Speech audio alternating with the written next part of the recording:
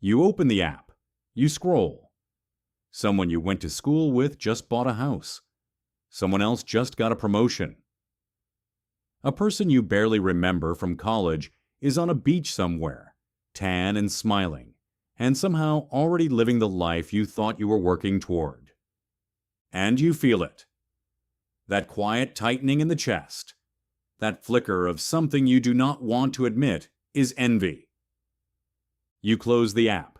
You tell yourself it is fine. But the feeling does not leave. Here is what nobody tells you. That feeling is not a flaw in your character. It is not jealousy. It is not pettiness.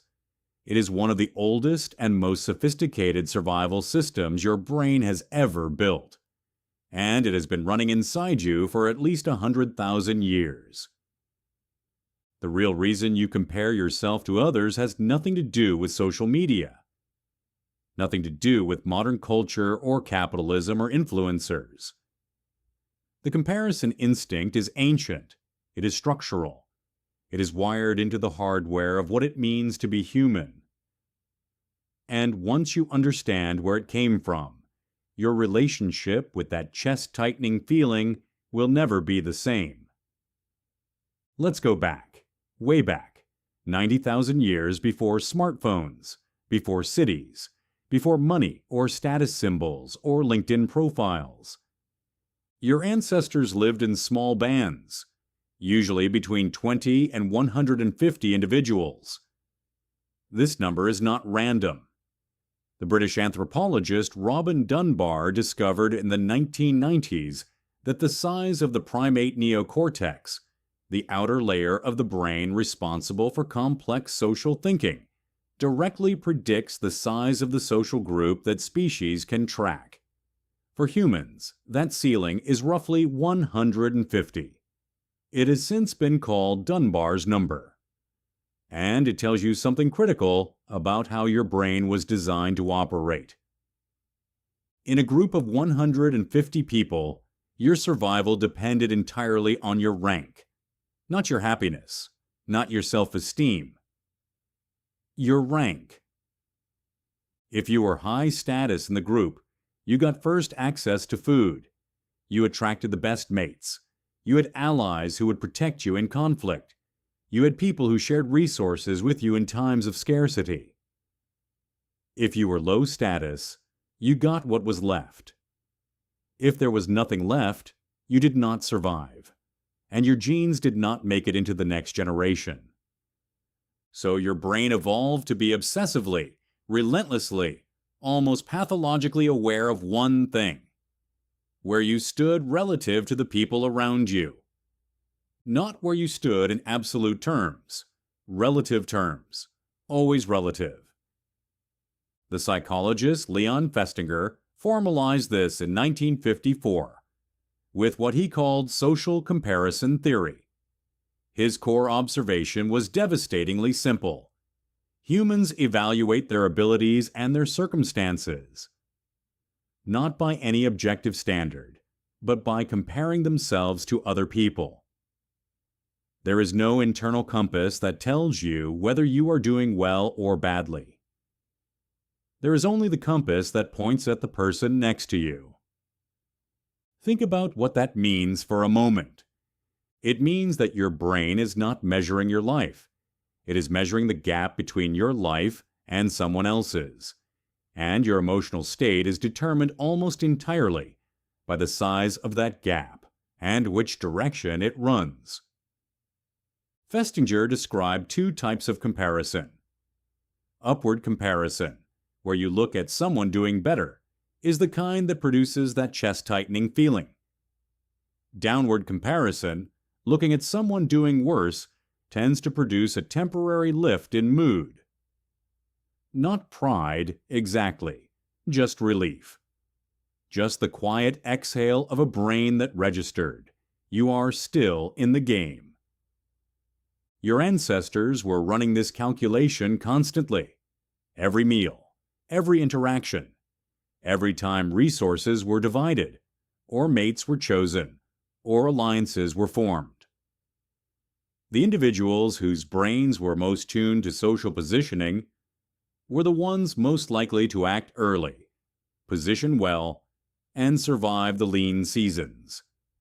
The individuals who did not track their rank tended to be outcompeted without even knowing it.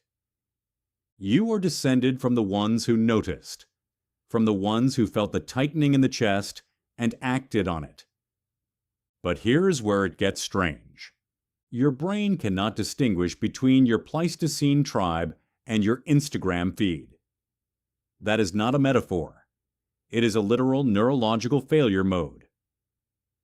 The same circuits that evolved to track a group of 150 people you saw every day now attempt to track thousands of strangers you have never met. And because those strangers only show you the highlight reel, your brain receives a completely distorted signal. It registers you as being surrounded by people who are uniformly more successful, more attractive, more accomplished, and more at ease than you are, which, in your ancestral environment, would have been a social emergency. Researcher Sonia Lubomirsky has spent decades studying why some people are happier than others. One of her clearest findings is that chronic upward social comparison is one of the most reliable predictors of unhappiness. Not because it is irrational, but because it is completely rational.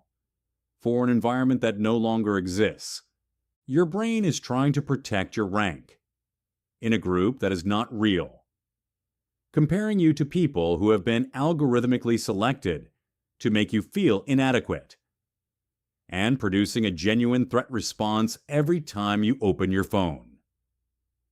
You are not anxious because you are weak.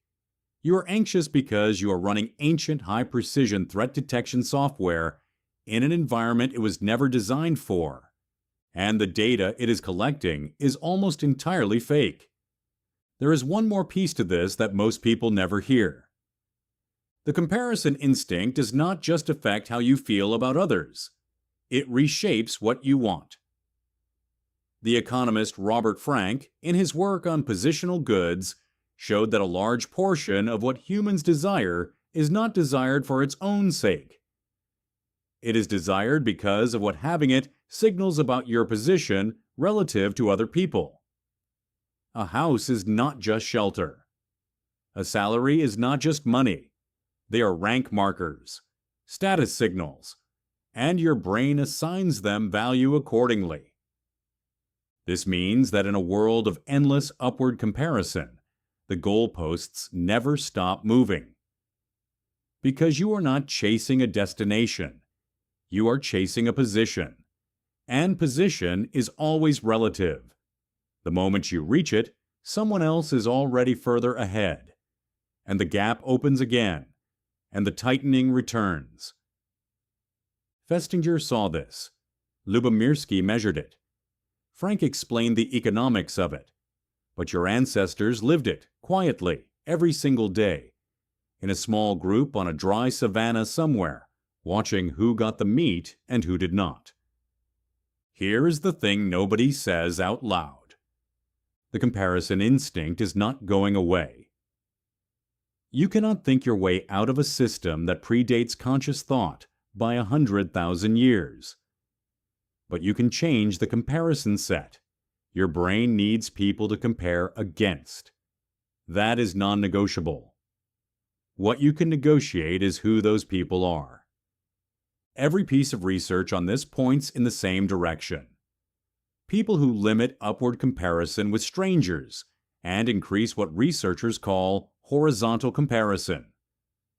Measuring themselves against their own past performance rather than against others, consistently report higher well-being, more motivation, and more stable self-esteem.